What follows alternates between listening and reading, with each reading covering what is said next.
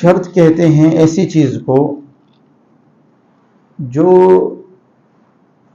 نماز کی حقیقت سے خارج ہو، نماز میں سے نہ ہو لیکن نماز کے لیے ضروری ہو۔ نماز کی شرائط یعنی وہ چیزیں جو نماز کے لیے ضروری ہیں لیکن نماز کے اعمال میں سے نہیں ہیں۔ مثال کے طور پر سب سے اہم اور بنیادی شرط نماز کے لیے ہے پاکی۔ سب سے اہم اور بنیادی شرط نماز کے لیے پاکی ہے۔ نماز کے اعمال میں سے پاکی نہیں ہے، نماز سے خارج چیز ہے پاکی، لیکن نماز کے لیے ضروری ہے، اور نماز کی درستگی، نماز کا صحیح ہونا اس پر موقوف ہے، پاکی پر موقوف ہے۔ حتیٰ کہ رسول اللہ صلی اللہ علیہ وسلم کا ارشاد ہے لا تقبل صلاة بغیر طہور، کوئی نماز بغیر پاکی کے قبول نہیں کی جاتی۔ آپ صلی اللہ علیہ وسلم کا ارشاد ہے کہ کوئی نماز بغیر پاکی کے قبول نہیں کی جاتی۔ تو نماز کی بنیادی شرط ہے پاکی۔ اللہ تبارک و تعالی نے قرآن کریم کے اندر پاکی کا، نماز کے لیے پاک ہونے کا ذکر کئی جگہوں پر کیا، جیسے سورہ مائدہ کی آیت نمبر 6۔ تقریباً سارے مسلمانوں کو یہ آیت یاد ہونی چاہیے۔ اس آیت میں پاکی کے متعلق بہت سے احکام ذکر کیے گئے۔ سورہ مائدہ کی آیت نمبر 6 یہ ہر مسلمان کو یاد ہونی چاہیے۔ اللہ فرماتے ہیں یا ایھا الذین آمنوا، اے ایمان والو، اے وہ لوگوں جو ایمان لائے، اذا قمتم الی الصلاۃ، جب تم نماز کے لیے کھڑے ہو، مطلب یہ ہے کہ نماز کا ارادہ کرو تو فاغسلوا وجوہکم، اپنے چہروں کو دھو لو، وایدیکم الی المرافق، اور اپنے ہاتھوں کو کہنیوں سمیت دھو لو، وامسحوا برؤوسکم، اپنے سروں کا مسح کرو، وارجلکم الی الکعبین، اور اپنے پیروں کو ٹخنے سمیت دھو۔ آیت کے اس حصے میں اللہ تبارک و تعالی نے حدث اصغر سے پاکی کو، چھوٹی ناپاکی سے پاکی کو بیان فرمایا، حدث اصغر سے پاکی کو بیان فرمایا۔ آگے اللہ فرماتے ہیں وَإِن كُنتُمْ جُنُبًا، اگر تم جنوبی ہو، ناپاک ہو، فَطَّهَّرُوا، تو خوب پاکی حاصل کر لو، یعنی غسل کر لو۔ اس میں نجاست اکبر، حدث اکبر سے پاکی کو بیان فرمایا۔ آگے پھر تیمم کے احکام ہے کہ وَإِن كُنتُمْ مَرْضَىٰ، اگر تم بیمار ہو، او علی سفر، یا سفر کی حالت میں ہو، او جاء احد منکم من الغائط، یا تم میں سے کوئی قضاء حاجت سے آیا ہو، او لامستم النساء، یا عورتوں سے ملاقات کی ہو، عورتوں سے قربت کی ہو، پھر پانی نہ پاؤ، فتیمموا صعیدا طیبا، تو پھر پاک مٹی سے تیمم کر لو۔ تو اللہ تبارک و تعالیٰ نے اس آیت میں پھر تیمم کے احکام بیان فرمائے۔ اللہ فرماتے ہیں کہ اللہ تبارک و تعالیٰ تم پر حرج، تم پر بوجھ نہیں ڈالنا چاہتے، تمہیں حرج میں مبتلا کرنا نہیں چاہتے، وَلَٰكِن يُرِيدُ لِيُطَهِّرَكُمْ، اللہ تو چاہتے ہیں کہ تم پاک ہو جاؤ، اللہ تو تم کو پاک کرنا چاہتے ہیں۔ تو یہ آیت پاکی کے لیے بنیاد ہے، اس لیے ہر مسلمان کو یہ آیت یاد ہونی چاہیے۔ تو اس آیت میں اللہ تبارک و تعالیٰ نے بدن کی پاکی کو بیان فرمایا، بدن کی پاکی کو اس آیت کے اندر ذکر فرمایا۔ ایسے ہی قرآن کریم کے اندر اللہ تبارک و تعالیٰ ایک جگہ پر فرماتے ہیں سورہ مدثر کے اندر کہ وَثِيَابَكَ فَطَهِّرْ، اپنے کپڑوں کو پاک کیجیے۔ اس آیت میں اللہ تبارک و تعالیٰ نے کپڑوں کی پاکی کو بیان فرمایا۔ ایسے ہی پاکی سے متعلق تیسری چیز اہم، وہ زمین ہے۔ جس زمین پر نماز پڑھی جا رہی ہے اس زمین کا پاک ہونا بھی ضروری ہے۔ جس زمین پر نماز پڑھی جا رہی ہے اس زمین کا پاک ہونا بھی ضروری ہے۔ اور زمین کی پاکی سے مراد ہمارے اعضاء زمین کے جس حصے پر لگتے ہیں نماز پڑھتے ہوئے، اس حصے کا پاک ہونا۔ ہمارے اعضاء جس حصے پر لگتے ہیں نماز پڑھتے ہوئے، مثلا سجدے میں تقریباً انسان 7 اعضاء پر سجدہ کرتا ہے، جیسے کہ حدیث میں آتا ہے امرت ان اسجد علی 7 اعظم، آپ صلی اللہ علیہ وسلم کا ارشاد ہے کہ مجھے 7 ہڈیوں پر سجدہ کرنے کا حکم دیا گیا، دونوں پیر، دونوں گھٹنے، دونوں ہاتھ اور پیشانی، یہ اعضاء سجدہ ہے۔ یہ 7 اعضاء سجدے کے اعضاء میں سے ہیں۔ ناک ٹیکنا، ناک کا ٹیکنا بھی ضروری ہے، لیکن اس کا ضروری ہونا اس درجے کا نہیں ہے جتنا پیشانی ٹیکنا۔ سجدے کی اصل تو کسی کے سامنے ماتھا ٹیک دینا، سجدے کی اصل یہی ہے۔ سجدہ کہتے ہیں کسے ہیں؟ وضع الجبہۃ علی الارض، ماتھے کو، پیشانی کو زمین پر رکھ دینا سجدہ ہے۔ تو جو زمین کے جس حصے پر نمازی کے اعضاء ٹکتے ہیں اس حصے کا زمین کے اس حصے کا پاک ہونا ضروری ہے. زمین کے جس حصے پر نمازی کے اعضاء ٹکتے ہیں چاہے بیٹھنے کی حالت میں قاعدے کی حالت میں جیسے ہماری پنڈلی زمین کے جس حصے پر لگتی ہے اس حصے کا پاک ہونا ضروری ہے. اگر وہ حصہ ناپاک رہا تو نماز نہیں ہوگی. اگر وہ حصہ ناپاک رہا تو نماز نہیں ہوگی. ایک حدیث میں رسول اللہ صلی اللہ علیہ وسلم نے 8 جگہوں پر نماز پڑھنے سے منع کیا.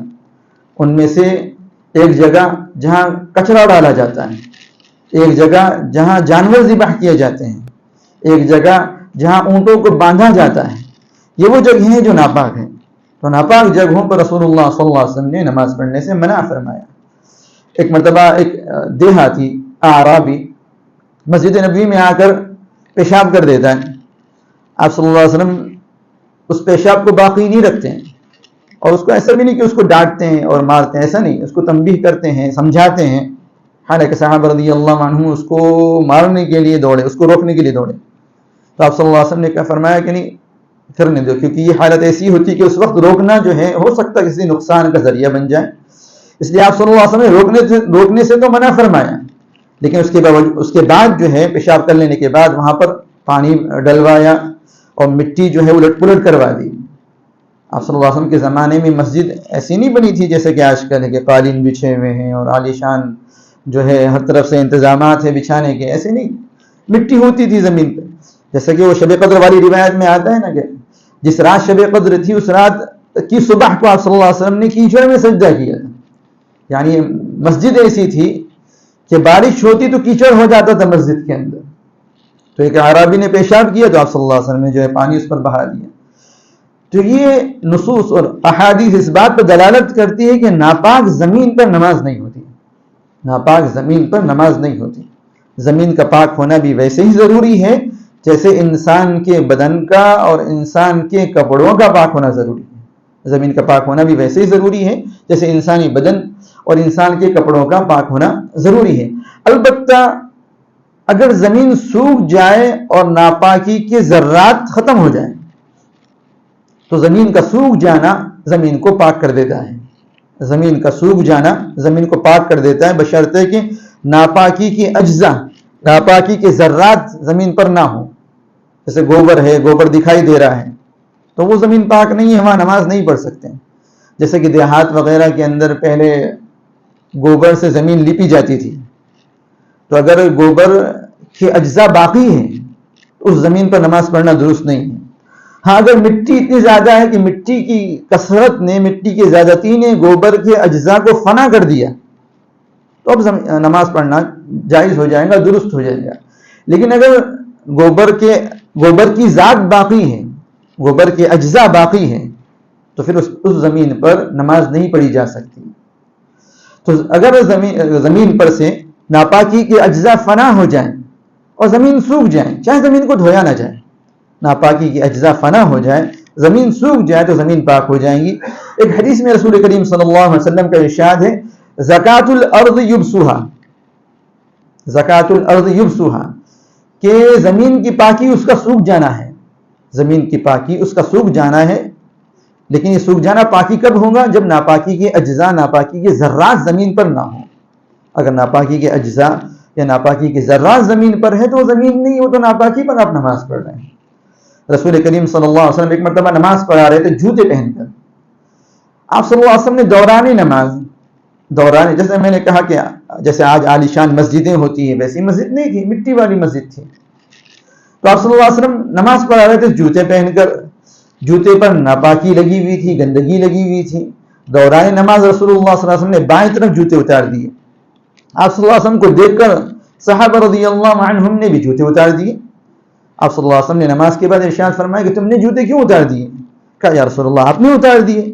آپ صلی اللہ علیہ وسلم نے ارشاد فرمایا کہ میرے جوتے پر ناپاکی لگی ہوئی تھی, جبرائیل علیہ السلام نے نماز میں آ کر مجھے اطلاع دی کہ آپ کے جوتے پر ناپاکی گندگی لگی ہوئی, اس لیے میں نے اتار دیا.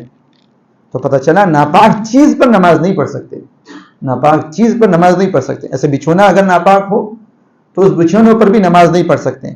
بچھونے کا پاک ہونا ضروری ہے, بچھونے کا پاک ہونا ضروری ہے. اور پاک ہونے سے مراد اتنا حصہ جتنے حصے پر ہمارے اعضاء ٹکتے ہیں, اتنے حصے کا پاک ہونا ضروری ہے. تو بنیادی شرط نماز کے شرائط میں سے پاکی ہے. اور پاکی کے 3 حصے: بدن کا پاک ہونا، کپڑے کا پاک ہونا اور زمین کا پاک ہونا. دوسری اہم شرط ہے سطر کا چھپانا. قرآن کریم کے اندر اللہ تبارک و تعالی نے فرمایا یا بنی آدم خذوا زینتکم عند کل مسجد، اے آدم کی اولاد، ہر نماز کے وقت جو ہے زینت اختیار کرو. زمانے جاہلیت کے اندر لوگ خانہ کعبہ کا ننگے ہو کر طواف کیا کرتے تھے. ابن عباس رضی اللہ عنہما اس آیت کی تفسیر میں فرماتے ہیں کہ اس آیت کے ذریعے اللہ تبارک و تعالی نے انہیں برہنہ طواف کرنے سے منع فرمایا. انہیں خذوا زینتکم، زینت اختیار کرنے کا حکم دیا. اور زینت سے مراد کوئی سجنا سنورنا نہیں ہے، میک اپ کرنا نہیں ہے. زینت سے مراد جو ہے اعضاء سطر کو چھپانا ہے. زینت سے مراد اعضاء سطر کو چھپانا ہے. تو زمانے جاہلیت میں جو ننگا برہنہ طواف ہوا کرتا تھا، اللہ تبارک و تعالی نے اس آیت کے ذریعے جو ہے انہیں روکا. مرد کا سطر جس کا چھپانا ضروری ہے وہ ناف سے لے کر گھٹنے تک کا حصہ ہے. ہر مرد کے لیے نماز پڑھتے وقت کم از کم اتنے بدن کا چھپانا ضروری ہے. یعنی اگر کوئی مرد سینہ کھلے ہونے کی حالت میں نماز پڑھے تو نماز ہو تو جائیں گی لیکن مکروہ ہوں گی. نماز ہو تو جائیں گی لیکن مکروہ ہوں گی. تقریباً تمام علماء کا اس پر اتفاق ہے کہ اگر بلا ضرورت وہ سینہ کھول کر نماز پڑھتا ہے تو مکروہ ہے. لیکن اگر ضرورت ایسی ہے کہ کوئی ایسی چیز ہے جس کی وجہ سے وہ سینہ ڈھانک نہیں سکتا، مثلا زخم وغیرہ ہے اور کپڑا پہننے کی وجہ سے جو اس کو تکلیف ہوتی ہے، تو اس صورت میں سینہ کھلا رکھ کر نماز پڑھنے میں کوئی حرج نہیں ہے. یا کپڑا ہی نہیں ہے اس کے پاس اتنا کہ جس سے سینہ ڈھانک سکے، ایسی حالت ہو گئی ہے، تو اس صورت میں سینہ کھلا رکھنے کے باوجود نماز پڑھنے میں کوئی حرج نہیں ہے. لیکن بلا ضرورت سینہ کھلا رکھ کر نماز پڑھنے سے نماز ہو تو جائیں گی لیکن مکروہ ہوگی. مرد کا سطر ناف سے لے کر گھٹنے تک ہے. یہ ران ہماری، یہ بھی سطر کے اندر داخل ہے. مسند احمد کے اندر رسول کریم صلی اللہ علیہ وسلم کا ارشاد ہے کہ ان الفخذ عورہ، عربی میں فخذ ران کو کہتے ہیں. آپ صلی اللہ علیہ وسلم نے فرمایا کہ بلا شبہ ران سطر ہے. ایسے ہی امام اعظم ابو حنیفہ رحمۃ اللہ علیہ کے نزدیک گھٹنا بھی سطر کے اندر داخل ہے. ان کی دلیل مسند احمد ہی کی ایک حدیث ہے. آپ صلی اللہ علیہ وسلم فرماتے ہیں انما تحت السرۃ الى الرکبۃ عورۃ من العورہ. آپ صلی اللہ علیہ وسلم کا ارشاد ہے، سرہ کہتے ہیں عربی میں ناف کو. انما تحت السرہ، بے شک وہ حصہ جو ناف کے نیچے کا ہے، الى الرکبہ گھٹنے تک کا، من العورہ سطر میں سے ہے. ایسے ہی حضرت علی رضی اللہ عنہ کا فرمان دارقطنی کے اندر، حضرت علی رضی اللہ عنہ کی روایت، حضرت علی رضی اللہ عنہ نے ارشاد فرمایا الرکبۃ من العورہ، کہ گھٹنا سطر میں سے ہے. تو ان احادیث اور آثار کی وجہ سے حضرت امام اعظم ابو حنیفہ رحمۃ اللہ علیہ نے یہ فرمایا کہ گھٹنا سطر کے اندر داخل ہے. البتہ امام شافعی رحمۃ اللہ علیہ کے نزدیک گھٹنا سطر میں نہیں ہے، ناف سطر میں ہے. احناف کے نزدیک ناف سطر میں نہیں ہے، گھٹنا سطر میں ہے. اور دلیل یہ حدیث ہے مسند احمد کی کہ انما تحت السرۃ الى الرکبۃ من العورہ، کہ ناف سے نچلا حصہ گھٹنے تک کا وہ سطر میں سے ہے. یہ احناف کے نزدیک. شوافی کے نزدیک ناف سطر میں، گھٹنا سطر میں نہیں ہے. اس لیے اگر کوئی گھٹنا کھولتا ہے تو اس پر سختی کرنے کی ضرورت نہیں ہے، مختلف ہی ہے. اگر گھٹنا کھولتا ہے، اگر گھٹنا کھل جاتا ہے نماز میں. دیکھیے سطر کے 3 حصے ہیں. ایک ہے سطر غلیظ، سخت سطر، اس سے مراد شرمگاہ ہے. اس کا دیکھنا بھی گناہ ہے، اس کا بلا ضرورت کھولنا بھی گناہ ہے. تنہائی میں بھی کھولنے سے منع کیا گیا سطر کو، تو یعنی شرمگاہ کو تنہائی میں بھی کھولنے سے منع کیا گیا. اور سطر کی دوسری قسم ہے جو اس کے مقابلے میں ہلکی ہے، سطر خفیف. وہ ران، مرد کے لیے ران سطر خفیف ہے. اور گھٹنا یہ سطر اخف ہے، بہت ہلکے درجے کا سطر ہے. اس لیے کہ اگر گھٹنا کھل جاتا ہے تو اس پر نہ تو سختی کرنے کی ضرورت، نہ ٹوکنے کی ضرورت. البتہ ران کھلتی ہے تو ٹوکنا ضروری ہے. ران کھلتی ہے تو ٹوکنا اور بتانا ضروری ہے. ہاں، گھٹنے کو چھپانا اپنے اعتبار سے، ہم اپنے اعتبار سے پابندی کریں، اہتمام کریں کہ ہمارے گھٹنے چھپے رہیں. اپنے اعتبار سے پابندی کریں، اہتمام کریں کہ گھٹنے چھپے رہیں. اگر کسی کا کھلتا ہے تو ٹھیک ہے، کوئی حرج نہیں ہے.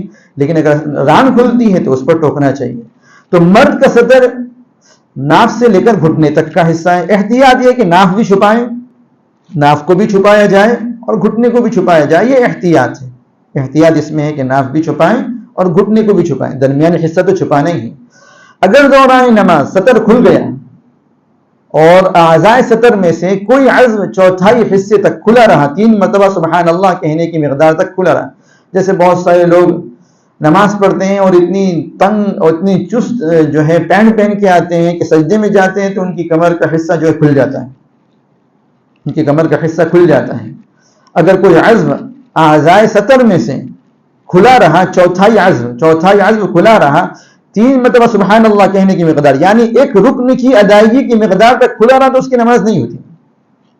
اگر کسی شخص کا اعضائے سطر میں سے کوئی عضو کھل جائے دوران نماز اور 3 مرتبہ سبحان اللہ کہنے کی مقدار، یعنی ایک رکن کی ادائیگی کی مقدار تک کھلا رہے تو اس کی نماز نہیں ہوتی.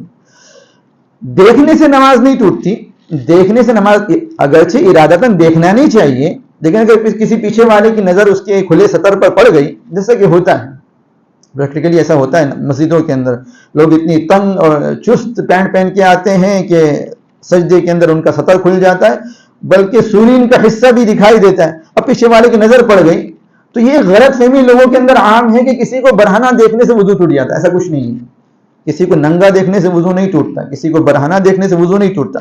تو پیچھے والے کی تو نماز بھی نہیں ٹوٹیں گی، وضو بھی نہیں ٹوٹے گا.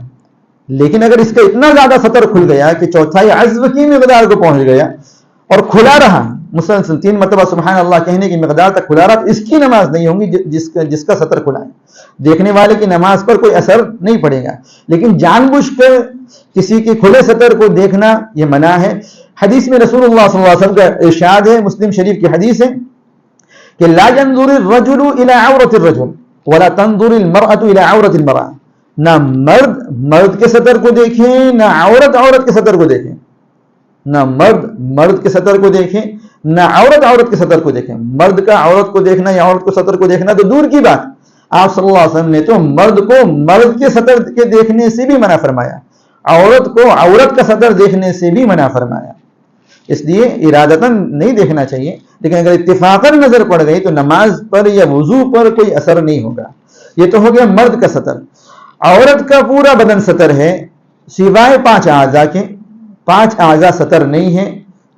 2 اعضاء قدمین یعنی 2 پیر، دونوں ہاتھ ہتھیلی تک یہ سطر نہیں ہے، اور چہرہ سطر نہیں ہے. یہ 5 اعضاء سطر نہیں ہے، باقی پورا بدن سطر ہے. ترمذی شریف کی روایت ہے، رسول کریم صلی اللہ علیہ وسلم ارشاد فرماتے ہیں المرأۃ عورہ، عورت پوری کی پوری سطر ہے، عورت پوری کی پوری سطر ہے.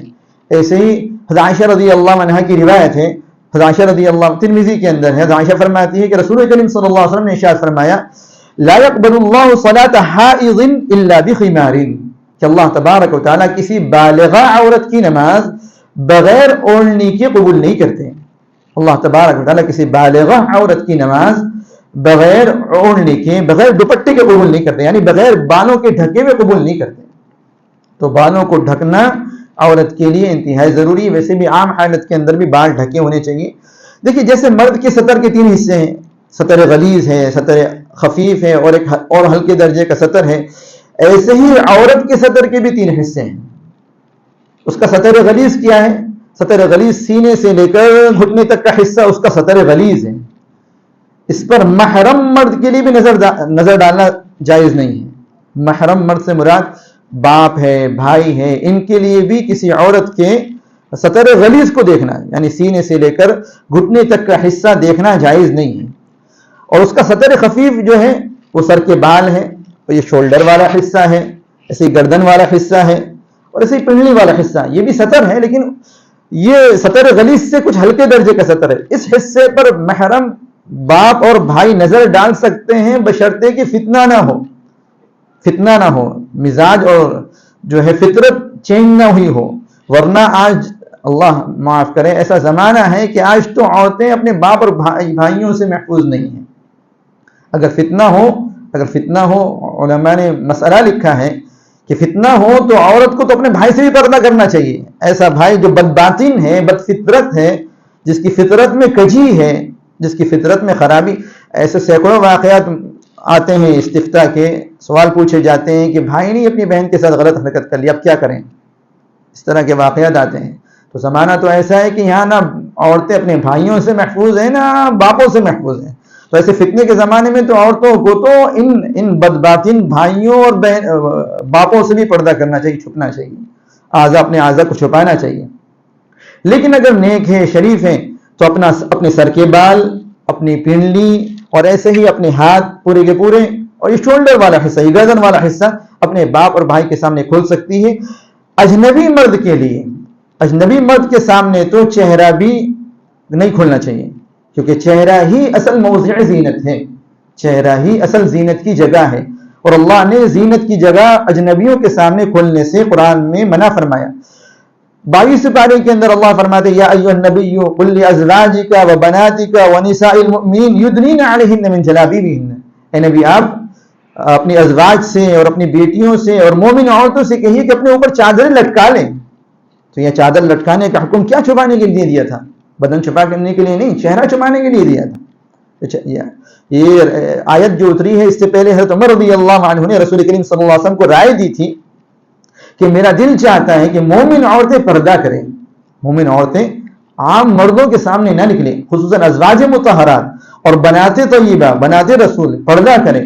اس کے بعد اللہ تبارک و تعالیٰ کی طرف سے یہ آیت اتری. یہ ان مقامات میں سے ہے, ان 8 مقامات میں سے جن میں حضرت عمر رضی اللہ عنہ کی رائے کے مطابق اللہ نے قرآن اتارا تھا کہ پردے کا حکم حضرت عمر رضی اللہ عنہ کی رائے ہوئی. اس کے بعد اللہ تبارک و تعالیٰ کی طرف سے یہ آیت اتری.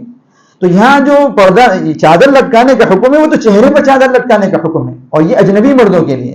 تو اجنبی مردوں سے چہرہ بھی چھپانا چاہیے. حالانکہ چہرہ ستر نہیں ہے, لیکن چہرے کے کھولنے میں فتنہ ہے. جتنے بھی ایک دوسرے کی طرف جو غلط جاذبیت ہوتی ہے, متوجہ ہوتے, لوگ مائل ہوتے ہیں چہرے کے ذریعے, تو مائل ہوتے ہیں. فتنہ چہرے کے ذریعے ہی تو پھیلتا ہے. اس لیے چہرہ کو کھولنے سے احتراز کرنا چاہیے, عورتوں کو بچنا چاہیے اجنبی مردوں کے سامنے. محرم مردوں کے سامنے چہرہ کھول سکتی ہے, چہرہ کیا بال بھی کھول سکتی ہے. تو لیکن اگر جہاں فتنہ ہو تو محرم مردوں کے سامنے بھی چہرہ اور بال کھولنے سے اجتناب کرنا چاہیے. تو عورت کا سطر پورا بدن ہے, نماز کی حالت میں اس کو پورا بدن ڈھکنا چاہیے, ڈھکنا ضروری ہے, سوائے چہرے کے اور ہتھیلیوں کے اور پیر کے حصے کے. یہ حصے نماز میں کھلے رہ سکتے ہیں, باقی پورا بدن جو ہے نماز کے اندر اس کا ڈھکے گا.